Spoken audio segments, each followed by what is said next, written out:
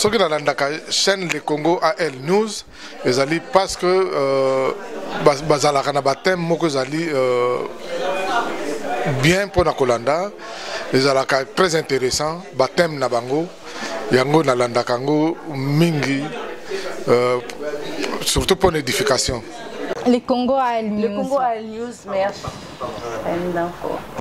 Les Congo AL News, première chaîne d'info. Bonsoir, bienvenue encore en émission d'Abino Les Congo. Merci Nengoza pour s'abonner largement à la chaîne Nabiso, YouTube, Facebook, puis le site Nabiso. Merci encore de vous partager l'émission Nabiso parce que Biso Tozana pour éclaircir Abino ce qui se passe. Vraiment, pour la première fois, vous s'abonner. Vous partager mes émissions, vous avez un portail Nabiso Les Congo. Espace AL News, les Congo collé, espace AL News collé. Vous allez découvrir des missions auto salaki pour comprendre pourquoi tu as commis les loboyés. Mais na linga qui na sala émission moko sur tribalisme mais tu vas baigner nga ebelé, vraiment ebelé. Chaque jour nous avons au moins entre 10 à 20 appels. Partout dans le monde entier, appel à Moukili Mobimba. Merci à vous. On peut comprendre l'idéologie sur le téléphone, toujours discussion, conversation, pour faire comprendre Bandeko. Vraiment, apprécier aussi, mais c'est qui est important de comprendre pourquoi l'émission existe. Pourquoi l'idéologie c'est quoi? Parce que tout le monde a une idéologie. Bon, il a fallu qu'on explique, on peut comprendre parce que non, vous avez un parti pris, vous soutenir Félix Tshisekedi, vous soutenir Martin Fayouté, vous critiquer Jean-Pierre Bemba, vous critiquer Pakatumbi. C'est vrai. Mais il faut comprendre d'abord l'idéologie de Bisso Eza Nini. Parce que Bisso, tous on a objectif et ça que les Congolais, il faut pas comme autonome. Il faut que les Congolais soient autonomes, comprendre se défendre. Un peuple qui a mis en charge Yemoko. On sera commis autonome, l'institution est bien été, justice est bien été, l'administration ne fonctionne pas, il n'y a pas d'emploi, il n'y a pas des hôpitaux, l'eau potable est athée. Yemoko a créé un mot pour se protéger. On a une idéologie, un objectif, il y a une émission auto-créée.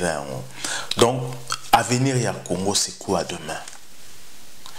Pourquoi tu le dis bon? Parce que depuis que nous avons besoin d'indépendance, on a ça là parce que toujours vivre dans un pays développé, mais je pense pas que tu en as même dans le 5e siècle, dans le 3e siècle, pas plus de 5e siècle, parce que dans le Burkina Faso lelo, ce Burkina Faso village natal, bon on a ba case zanan, bon on a ba tout musu ba ta mangwanda. Presque Moutakala. Alors que Congo est le pays le plus riche du monde. Il faudrait se poser des questions. Pourquoi on a tout les autres vivre dans la case, dans un village courant à rater, dans la boulou, dans la rivière. Tout ça dans le 21e siècle. Et puis tout ça dans le Congo.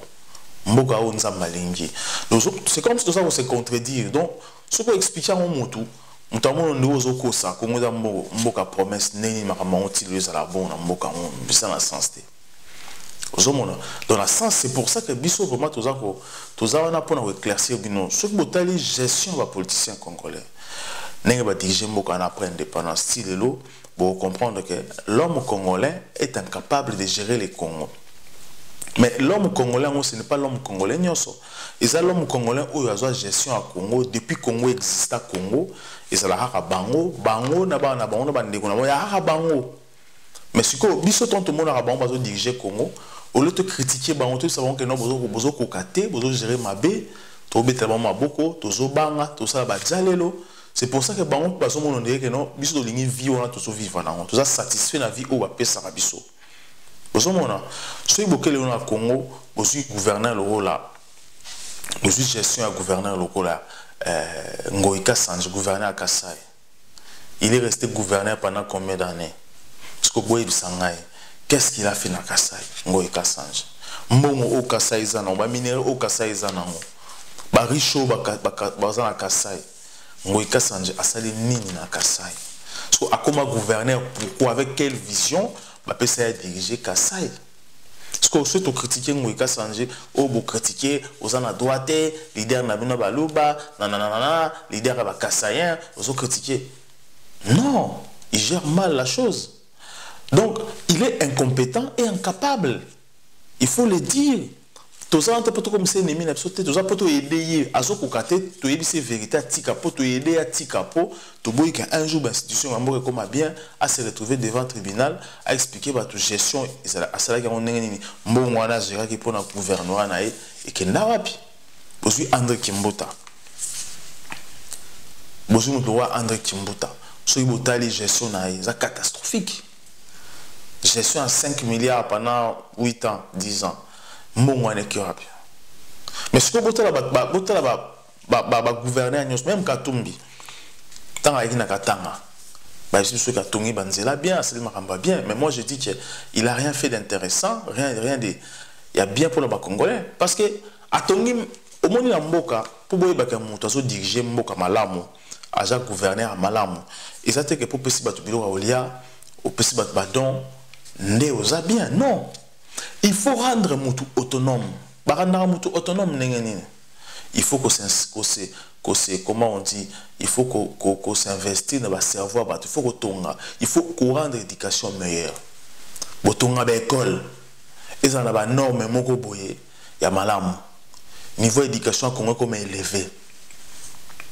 Là, on dirait que non, Moïse Katumba fait des bonnes choses. On dirait que non, Kimbuta fait des bonnes choses, ou bien Ngoïka Sanjubi va gouverner à Moussoussou à Congo, c'est bien à Congo. Mais Bangotou, Moutou a offert Bissou et l'autre bien à Congo à Zati. C'est pour ça que nous sommes critiqués à Bango. Et le but est que nous critiqué Katumbi, qui n'a comme ennemi à Katumbi, comme Sanga ennemi. Non, moi, et au cas où Sanga Lelo, ceux qui n'ont moni que Katumbi comme Sanga ennemi pour nous critiquer. Non, nous sommes alarme. Parce qu'on a alerté que non, que vous avez la bienté, zonga lanzela. Que vous avez la bienté, zonga lanzela. Bah pemben na yo, baza bienté, zonga lanzela. Il n'est pas mon ennemi. Il n'a pas de téléphone, on a béni Katumbi. Même quand je critique Jean-Pierre Bemba, il n'est pas mon ennemi. Bah ça va homme je pense pas civilisé, un homme civilisé. Tant qu'on critique, il faut comprendre que non, à d'autres mon amabé. Donc à ce moment-là, nos ennemis n'a pas honte, ce sont nos frères. On appelle le bus à Tamé Mabé,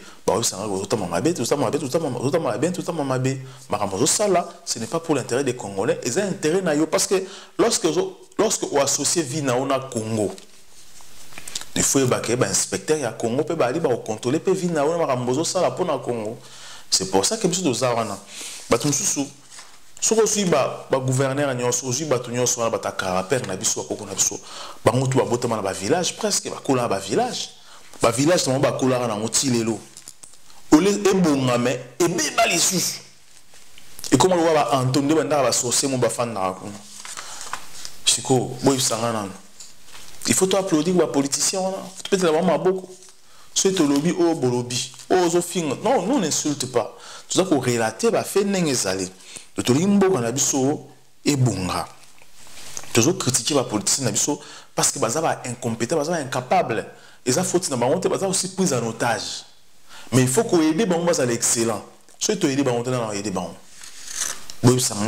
gens. Depuis que nous avons commencé, nous n'avons jamais collé ça aux Congolais. Continue à Congolais à l'école. Couper ça aux Congolais l'électricité. Couper ça aux Congolais santé à bien. Couper ça aux Congolais l'eau potable. Mais au moment où on a une belle voiture, on a bien, on a une poto, on a un belé. La Congo en Europe, parce qu'on endetté peuple congolais. Petit jour, nous avons un tongo boé, Banque mondiale a dit que non, tout le province à Bas Congo bien Kassai parce que beaucoup de nous a banyongo belé. Comment un pays mobile va faire la banyongo belé? C'est vrai que pays la France, les États-Unis, ils appellent la banyongo la Banque mondiale, mais banyongo la bango, et ça est explicable. Et c'est explicable, mais il faut expliquer. Jamais au monde l'administration américaine et des femmes dans la Banque mondiale après Trump pas en en Europe jamais et quand tu as le service américain et puis tourner quand tu as intérêt dans la banque américaine et puis rembourser parce qu'il y a des choses à bon endetté ba congolais Comme qu'on lit un moment, on a passé na ba na bino ba makango na bino, bozu mbongo na botsa en Europe. Parce que surtout to lobby ango, bozo finga, bozo critiquer, bozo manquer bango respect et ça la bon côté. Non, quand est-ce que to la muka? Il faut tout comprendre que et ça la bombe kana biso. Batu bayi bagabongo poto ida bango, il faut to aider bango batika. Mabe on est comme le roi malamu pour na bango. To marquer pause to revenir juste après. Les Congo AL News. Le Congo AL News, merci. Les Congo AL News, première chaîne d'info. Vraiment, na rosinga la bande ko bozo benga. Faut comprendre que biso toza na te pour la partie pris. Je vais rappeler une chose parce que ba peninga ebele bozo critique, bozo commissaire Félix comme président, yo finga Félix, Urbana Félix lelo, okomi ko betele maboko, bozo critiquer Martin Fayulu. Na finga Félix là. Je n'ai jamais insulté Félix, ou je n'ai jamais insulté Katumbi, Jean-Pierre Bemba, ou encore Martin Fayulu, ou encore, je ne sais pas qui, Katumbi. Na même pas on a raison. L'affaire comprenez pas qu'on n'est pas autant pour les habités. Vous pouvez faire aussi mieux que ça. Et puis, lorsque j'ai critiqué Félix ici dans la diaspora, tout va bêter beaucoup. Ce qu'on a fait avec Félix à l'époque, ça l'a aidé aussi à accepter tel qu'il est. Et bien, Congolais va accepter tel qu'il est. Aujourd'hui, il est président, c'est son avantage. On a juste essayé que non, côté à la transparence, Congolais va diminuer Nenga-Zalaki, a commis le président. Et il n'est pas mon ennemi. M'occuper du téléphone en a bengue, au moins qu'il ait considéré un ennemi, mais moi je ne suis pas son ennemi. Et je ne pense pas qu'ils ont un ennemi. Batakongo mbaroz à la bongo mais bisto va en Europe tout le monde a mindé en Europe et problème est dans moto bo s'expliquer la vérité bo se comprendre et puis voilà relations sont normales tu vivre là-bas un na ba nkinte donc à ennemi na ngate lorsque na critique qui ba tu vas se peler notamment la bienté ba tu vas se peler et daki mais lorsque Martin Fayulu pas autant la bienté tout ça ko expliquer maramba ça les a bienté. Bon, ce que peut-être le bango, non, tribalisme, non. Lorsque Félix a été bien té, parce que le jamais tribaliste. Tribalisme, pourquoi il faut penser maintenant à tribalisme alors que l'autre tribalisme est athée? Ceux qui vont dire bien té, il faut que le bango. Félix hier a été la même personne au Bana Sima Fayulu. Tout le bâtiment. Félix a le mot qui n'a la mouka. Tout le bâtiment. Tout qui pourquoi le la mouka? Il fallait qu'il passe à engager sur les qui aussi mbaté. Tout le bâtiment. Bon, c'est pelati. Mais lorsque maintenant Fayulu attend Bolivianté, après c'est sur la version belé pour la élection. Token élection machine à voter, token élection machine à voter, token boycotter machine à voter, token nego bouka yango. Mais à la fin de compte, ok voter dans la bulletin nang. Alors que singi va voter dans la bulletin nang. Donc, il faut tout le bayango tout éclaircir nous bas congolais. Parce qu'on ne peut pas vivre dans un mensonge. Si tu vis dans un mensonge, ça veut dire que le niveau a abouti sur les Timakas. Comment tu es aveugle jusqu'à ce point? Nous, on n'est pas là pour ça. On n'est pas là pour ça. Martin Fayulu n'avait pas besoin. Moi, pour moi, il n'a pas ça gagner l'élection. Soit il n'a pas ça gagner l'élection, avant sa campagne est bien propre, avec vérité, peuple va voter. Mais au montant de l'élection, élection, juridiquement, tu ne peux pas gagner les élections. Au limite, on a des choses. Au limite, c'est dans ce sens-là que tu as critiqué. Il n'est pas mon ennemi. C'est mon frère. Mais, tant que tu as Congo, il faut te aider. Tu as savon que tu as amateur, beaucoup de choses.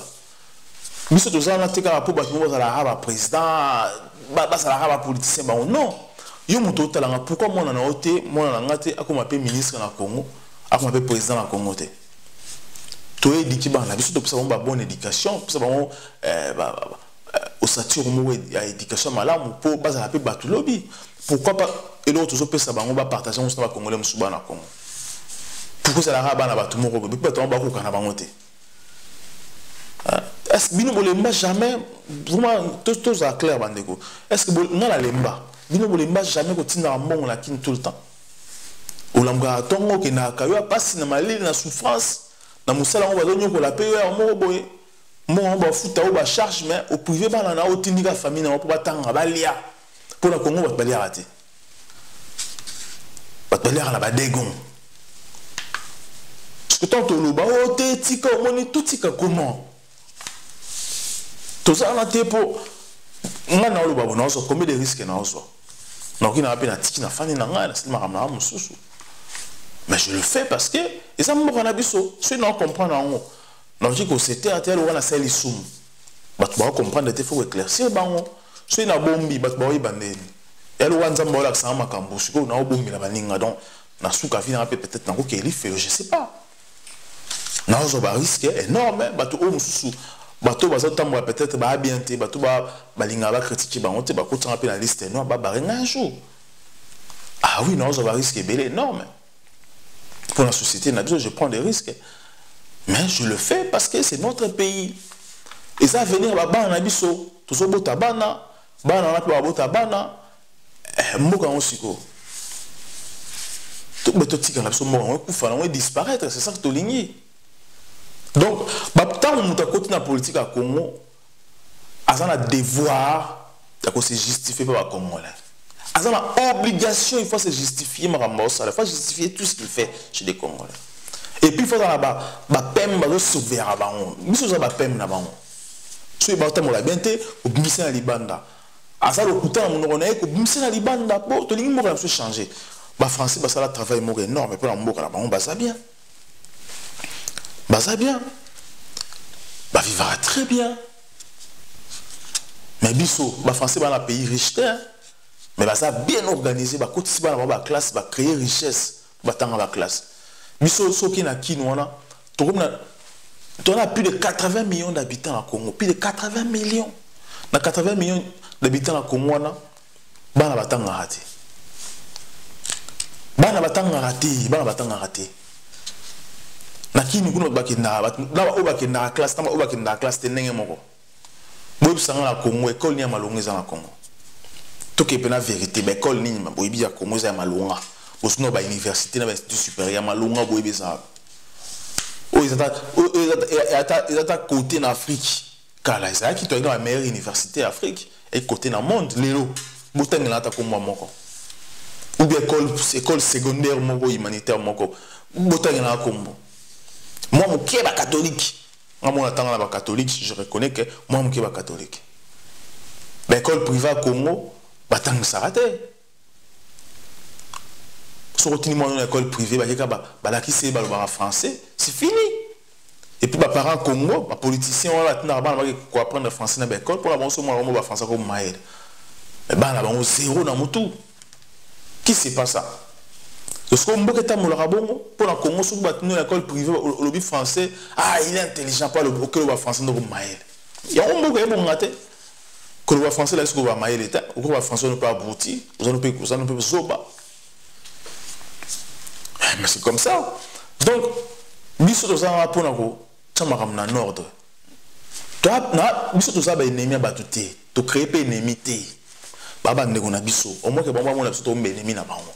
Mais so za ba to ba civiliser, ba tamola ranzambe, jamais ba cause biso ba ennemi. To ba ennemi té. To ba ennemi té. To dénoncer Kabila awa. Na sala pancarte je suis congolais Kabila no tu. Ba tout bo sepe o beta maboko. Journal longo la yango oh longo pour la nini. On comme collabo. Longo pour la nini. Mais so na biso tsango pe na mire non. Est-ce que tsango? To tsango on a ba on a YouTube na Facebook na bango. Bana ba tsango ba tombola musabi. Nta tsango azate. Biso so ba risque to le bien. Kabila no tu de le bango pourquoi? Parce qu'à sa président, c'est à lui de nous justifier. Pourquoi on va au Congo? Le temps qu'il ne parle pas, nous on considère que c'est lui qui ordonne ça. C'est lui qui envoie les gens au Congo. Parce qu'il ne dit jamais rien. Il y a sa président, il faut expliquer. C'est pour ça qu'on dit que Kabila est responsable. Je suis congolais, Kabila nous tue. Le monsieur Félix m'a besoin de continuer à combattre dans le Congo, tu Félix nous tue.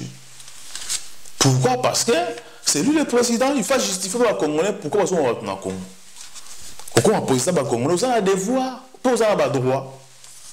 Il y a des choses à respecter, et puis ceux qui sont en athée, to détruire bino ce que ça na to au quand on gérer mboka bien alors que ça ba bêtise au mboka na libulu ba congolais to tika sentiment mutu oza n'esprit ba tribaliste eza mutu oza non évolué basa ba to ko na politique à Congo te faut que carte bon na politique à Congo so que la parti politique à Congo la majorité bango presque tout ba nga na média na biso to yambi ba politicien to ba mouvement politique na bango la majorité ba parti politique ba parti ba tribaliste du tête na souka ba tribaliste ba tribi mususu bazali mais ba na poste moi à CCCCC à part na IDPS to yebi IDPS ba secrétaire général la bango tout ba balubate moi à ma connaissance au na yebi ba tira la bango na mulubate peut-être na Jean-Marc Abund a le choix mais ba tika la tira na balubate peut-être ba les cas moi je sais pas mais na tira na balubate je ne dis pas que na côté là bango.